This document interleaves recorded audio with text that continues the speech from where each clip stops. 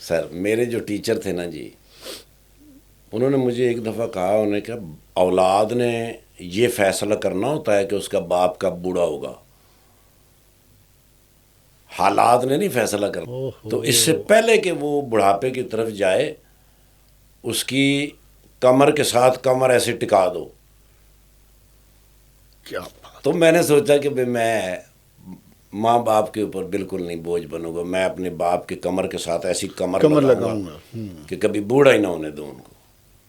پھر میں خود ہی محنت کرتا، خود ہی جاب کرتا، کچھ نہ کچھ کام کرتا۔ ایون پاسپورٹ آفس جو تھا نا وہ کراچی میں ہی تھا، بہت کم جگہوں پر نا یہ پاسپورٹ آفس ہوا کرتا تھا۔ تو میں کوشش کرتا کہ اگر 2-2.5 گھنٹے میرے پاس فالتو ہیں تو میں پاسپورٹ آفس کے باہر وہ جو ٹیبل لگا کے بیٹھے ہوتے تھے، فارم وغیرہ فل کر لیتا، کچھ ایسا کر لیتا، تو اپنا میں خرچہ اٹھاتا۔